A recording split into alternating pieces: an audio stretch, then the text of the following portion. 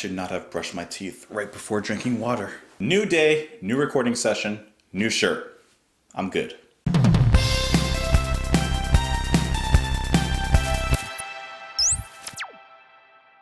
What's up, guys? Welcome back to Just JP. My name is Justin, and today we're listening to Joni Mitchell with the song Free Man in Paris off of her 1974 album Court and Spark.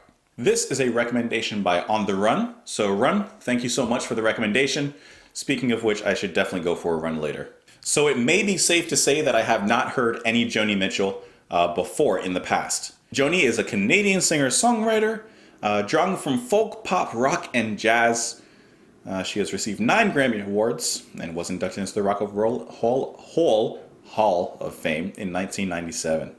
Just out of curiosity, before we get into the video, I'm just wondering, besides this channel, which you should already be subscribed to, what other channels do you like to watch or are you subscribed to? Now, if you have hundreds of them, just give me like your top, 3.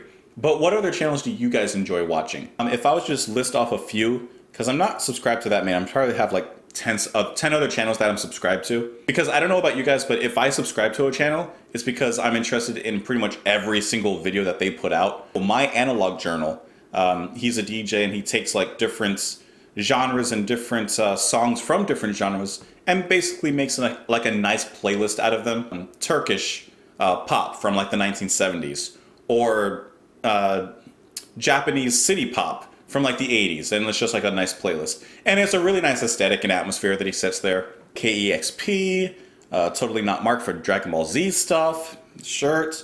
Northern Line and Dan Giesling, I love the NLSS and I love them. Those are like the general ones. But what about you guys? What other channels do you guys enjoy watching? What other type of videos do you enjoy watching? Because I watch a lot of gaming videos. Hope you guys are having a great day. Let's get into the song. You can join me on Twitter. You can join me in the comments down below. I want to know your thoughts on the song. And this is Joni Mitchell with Free Man in Paris.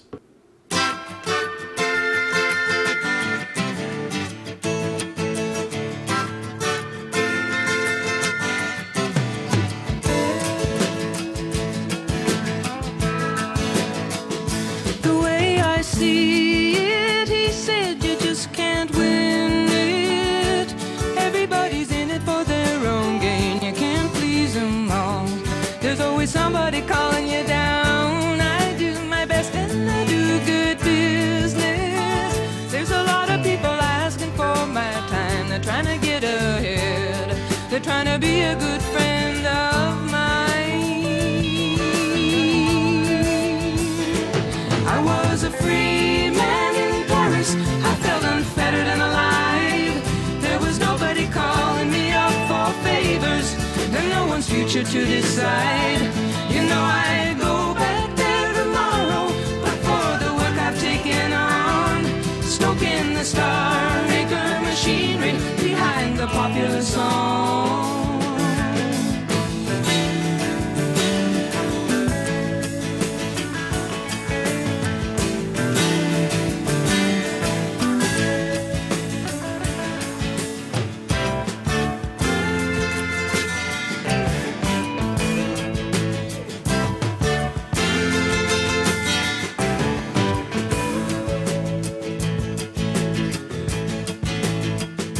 I deal in dreamers and telephone screamers. Lately I wonder what I'd do it for. If I had my way, I'd just walk through those doors and wander down the Champs-Élysées, going cafe to cabaret, thinking how I'll feel when I find that very good friend of mine. A free man in Paris, I felt unfettered and alive. Nobody was calling me up for favors, no one's future to decide. You know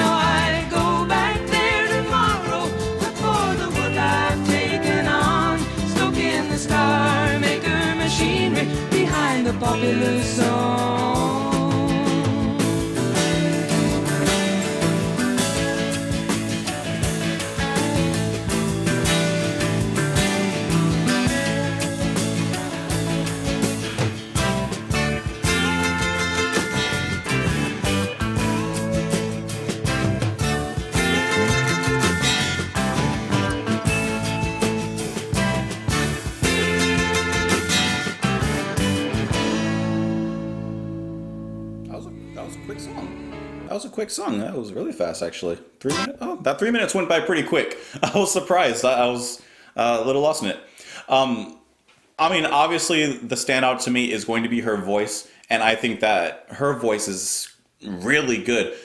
In just like the first 30 seconds or whatever of the song, her voice is going through so many different changes. There's a lot of variance in her voice, the way that she switches between the falsetto, her normal voice, a little bit lower end of the spectrum. She has a diversity in her voice that I really like to hear, especially because she uses that diversity in the song. I mean, just listen to like the first verse in here.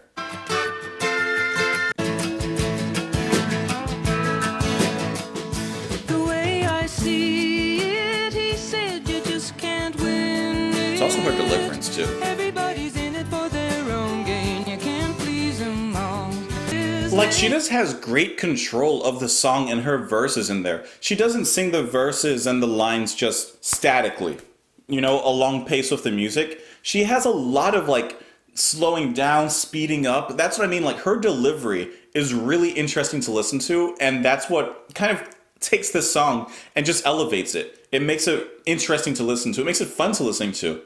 And you can tell that she's having fun singing this song as well, just by the way that she's doing that. That kind of singing, when you're taking, the singing, you're switching the tempos and you're kind of slowing this down, you're going high here, back and forth. Sometimes I feel that can be taken for granted. Like, well, duh, that's what a singer does. Yes, but it does take a certain kind of mastery to have control of it and to not just let it be so out of control that it's like, okay, you need to calm down. We got a diva on stage. But you don't want it to be static, so it's like, this is super boring to listen to, even though she has a nice voice. She has a great approach to it, the way that she constructs her lines and her delivery specifically. I just randomly start choking. That was random. What was I going to say? I was right about to make a point and I totally forgot what it was.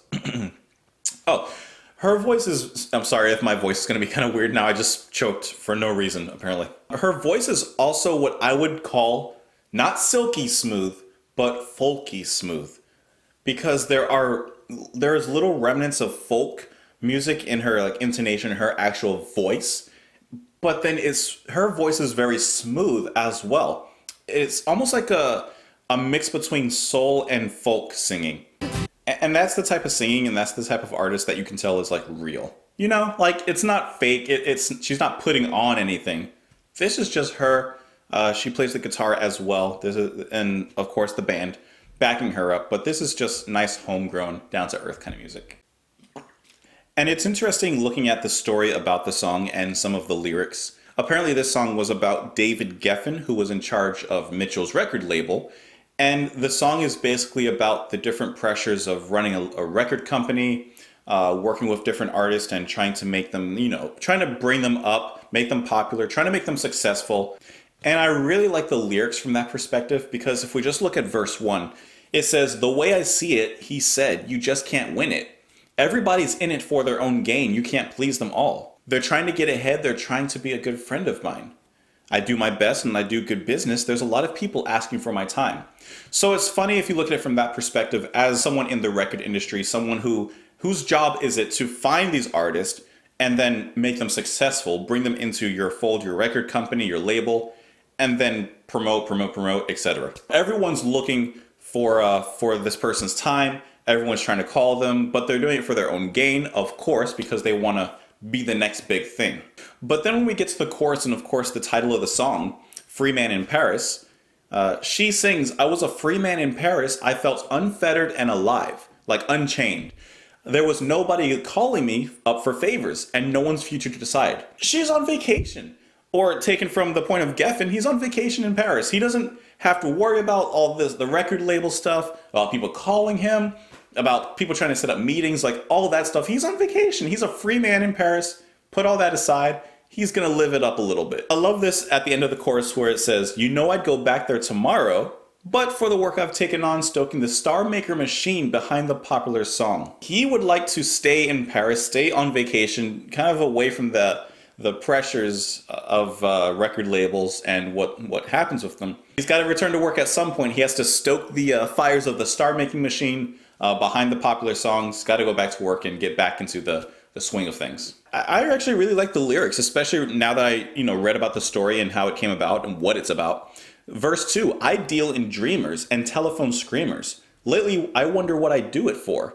If I had my way, I'd just walk through those doors and wander down the I'm sorry, I'm not French. Champs-Élysées. Elise. If she had her choice, if he had his choice, he would leave it all behind, leave the dreamers, the telephone screamers, obviously the people who are like, they have the dream of being the next big pop star or star in general. The telephone screamers that I'm sure they get angry when they get rejected or say, hey, sorry, we're not going to bring you on. If he had his choice, he would just leave that all behind, walk through the doors, quit the job, and go right back to Paris. Hey, and I totally sympathize with that because I'm sure a lot of us, when we go on vacation, like away from our jobs, that first day back, it's so hard. Oh, so hard. Our last vacation was to Switzerland, and I have to say it was the most amazing place that I've ever been to in my life. I absolutely loved it. If I could, I would absolutely pack up and leave and move to Switzerland. Yes. And I'm sure a lot of you guys have felt the exact same way with certain places you've been, certain experiences that you've had. So I think this is very relatable. Also relatable because a lot of us have felt this way when we wish we could just pack up and leave.